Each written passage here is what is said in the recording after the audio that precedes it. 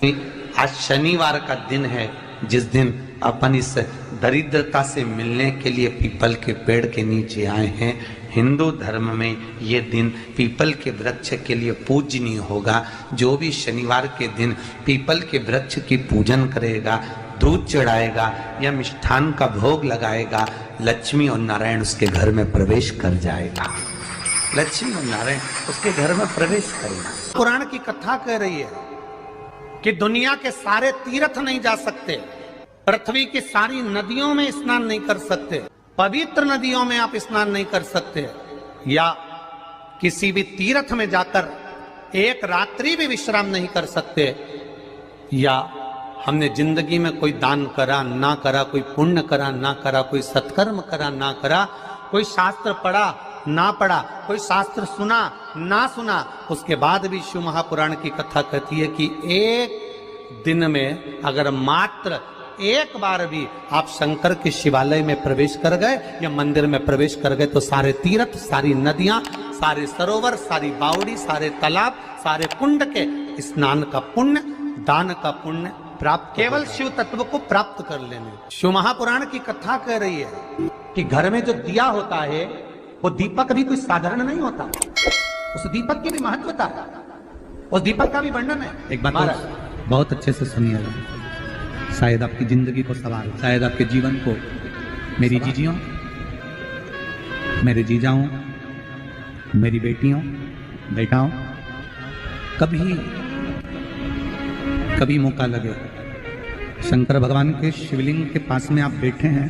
यहां तक शास्त्र कहता है कि घर में अगर किसी को बहुत तेज बुखार आ गया है, बहुत तेज बुखार, और बच्चा उस बुखार में तप रहा है, बहुत तप रहा है, महाराज तुम जिस दिए में भगवान की आरती उतारते हो, जिस दिए से तुम भगवान की पूजन करते हो,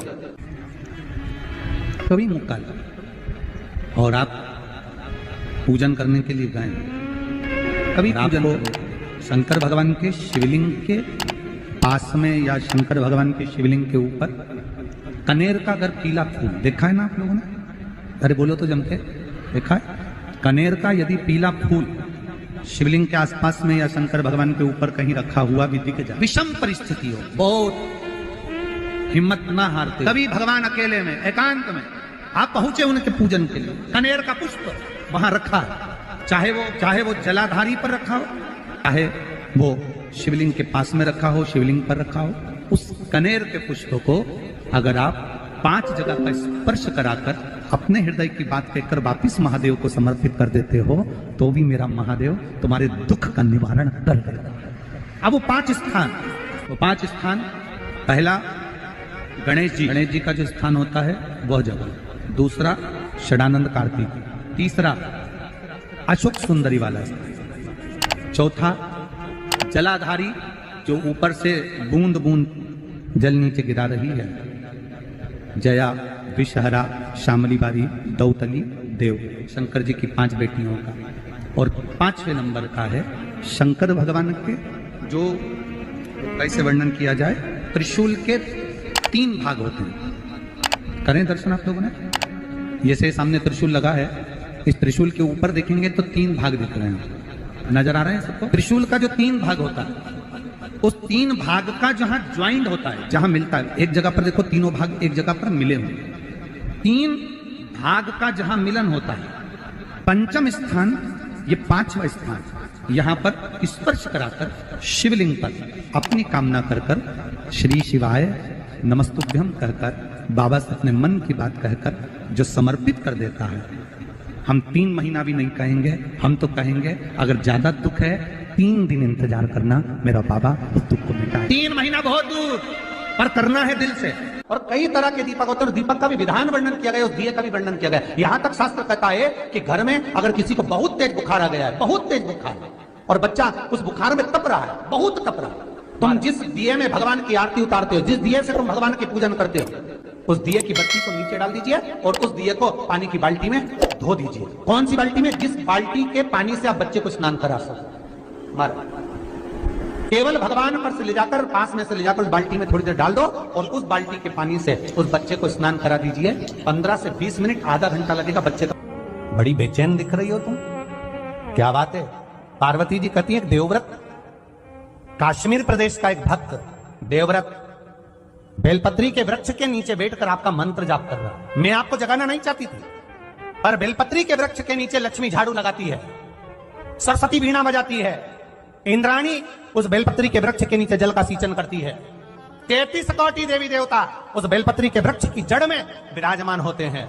इसलिए देवव्रत एक बार पंचाक्षर मंत्र बोलता है तो वो 33 करोड़ बार गिना जाता है। ऐसा बेलपत्री का वृक्ष होता है। बेलपत्री के वृक्ष के नीचे एक बार अगर भगवान का नाम लिया जाता है तो वो 33 करोड़ बार, 33 कोटि बार गिना जाता है। एक मंत्र केवल नमः शिवाय, ओम नमः शिवाय, नमः शिवाय, ओम नमः शिवाय। फिर वही वाली बात आ गई जो पहले कथा में कहा, अपने लिए अच्छा वाला घी छाट के लाना, अच्छी कंपनी का लाना, और जब यज्ञ करने बैठे, पूजन करने बैठे, हवन करने बैठे, भगवान का तुम पाठ पूजन करवाई, पूजा वाले दुकान पे बोलना कि पूजा का घी चाहिए।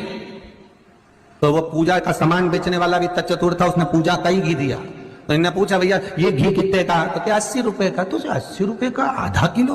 तो क्या पूजा का है? भारत की भूमि पर इस मृत्यु लोक में पूरे विश्व में ऐसे कई घर हैं जिनके घर में गुजारा करने के भी आफत है, पहनने के कपड़े नहीं, किसी के यहां पर भोजन नहीं, किसी के यहां जमीन नहीं, किसी के यहां दुकान नहीं, कोई पूरी जिंदगी किराए के मकान में निकाल देता है। नहीं, मेरा एक निवेदन है, इस कथा को जितने छत्रपति संभाजी नगर के श्रोता भाई बहन श्रवण कर रहे हैं उनसे निवेदन करूंगा, आप हाथ का ठेला लगा रहे हो, सब्जी का ठेला लगा रहे हो, फल का ठेला लगा रहे हो, धक्के की जिंदगी जी रहे हो, दरवाजे पर बैठे हो, कहीं ना कहीं तुम दास्य भाव की जिंदगी जी रहे हो, तकलीफ में जिंदगी जी रहे हो, बहुत दुख की जिंदगी जी रहे हो, बहुत कष्ट की जिंदगी जी रहे हो, उनसे केवल निवेदन करूंगा 3 महीने 2 जगह पर जल चढ़ाना प्रारंभ कर दीजिए, केवल 3 महीने। एक शंकर भगवान के शिवलिंग पर, दूसरा बेलपत्री के पेड़ के नीचे, 2 जगह पर जल चढ़ाना 3 महीने लगातार चालू कर दो, बाबा तुम्हारा हाथ पकड़कर तुम्हें उन्नति की सीढ़ी पर चढ़ा देगा।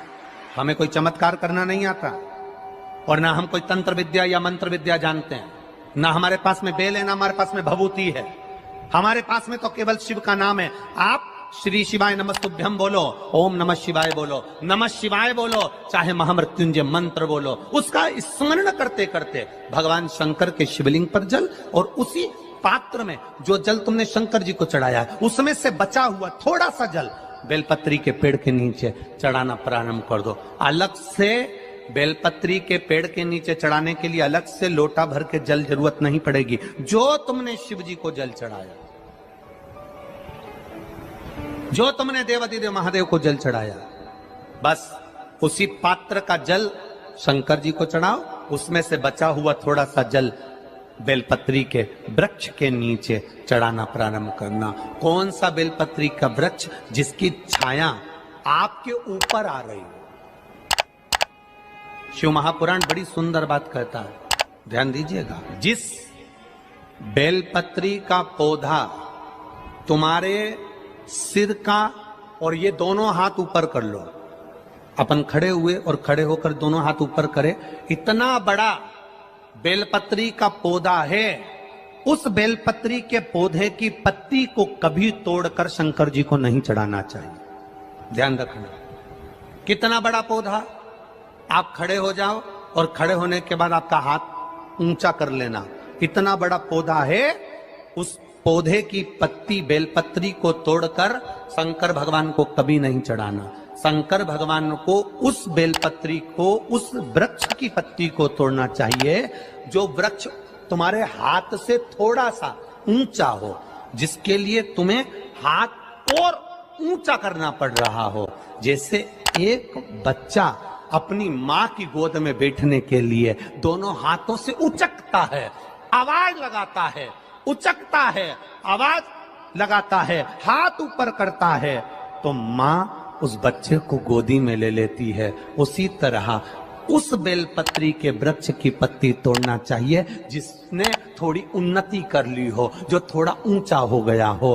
तुम उसको पाने का प्रयास करो तो भगवान भी तुम्हें अपनी गोदी में ले ले। ऐसे वृक्ष की तुम छोटा सा पौधा, बिल्कुल जरा सा पौधा, उसी की पत्ती तोड़कर महादेव को चढ़ाओ। यदि बेलपत्री का पेड़ आपके यहाँ है और मान लो कई लोग बेलपत्री गमले में लगाते हैं या छत के ऊपर लगा देते हैं, बेलपत्री का वृक्ष जो होना चाहिए वो घर के ठीक पीछे या बेलपत्री का वृक्ष अगर पीछे नहीं है तो आप अपने घर से जब बाहर निकलते हैं तो राइट हैंड की ओर बेलपत्री का वृक्ष होना। आप जब घर से प्रवेश कर रहे हैं बाहर की ओर निकल, वो सुख का अनुभव करें। यदि घर से निकलते समय बेलपत्री का पेड़ लेफ्ट में अगर आता है, आप जिस घर से निकल रहे हो लेफ्ट में अगर बेलपत्री का पेड़ आता है तो आप 1 रुपए कमाएंगे, 1.25 रुपए खर्च होगा, पैसा हाथ में टिकेगा नहीं। घर में 10 लोग भी कमा रहे हैं तो पैसा घर में दिखेगा नहीं, आएगा जरूर, सारे काम होंगे पर टिकेगा नहीं।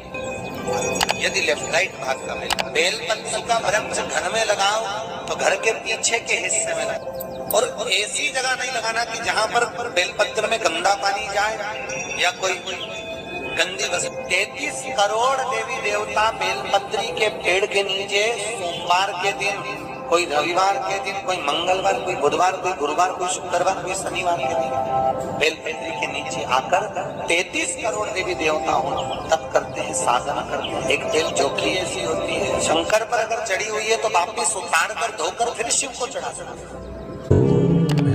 किसी व्यक्ति से कोई काम करवाना है, वो काम नहीं कर रहा, कोई फाइल आगे नहीं बढ़ रही है, कोई कार्य अटक रहा है, या फिर कहीं रुपया पैसा अटक गया हो, नहीं निकल रहा हो, तो एक जल के पात्र में जल भरकर 5 बेलपत्री शिव जी को समर्पित कर कुंदकेश्वर महादेव का नाम लेकर एक सफेद पुष्प बेलपत्री के ऊपर जो शिव जी को चढ़ाई है उस पर समर्पित कर जल जो लेकर गए हो, अपनी उस कामना को कर कि मेरा ये कार्य अटक रहा है, ये कार्य नहीं हो रहा, कुंदकेश्वर महादेव का नाम लेकर धीरे धीरे जल की धार चढ़ाइए। और एक बात हमेशा याद रखना, फिर निवेदन कर रहे हैं, अच्छे से समझ लेना, शंकर जी पर जब जल चढ़ता है, शिव जी का जब अभिषेक होता है, शंकर जी पर जब जल चढ़ाया जाता है, दूध चढ़ाओ, जल चढ़ाओ, कुछ भी चढ़ाओ, पर एक बात का स्मरण अपने जीवन में होना कि इतने ऊपर से मत चढ़ाना कि जल चढ़े और छींटे आपके ऊपर आए। बहुत ध्यान दीजिएगा। हाँ, तो यहाँ तक वर्णन करा गया है कि शंकर जी का जल चढ़ा हुआ जहां से बहकर जाता है ना, उसको लांगा तक नहीं जाता।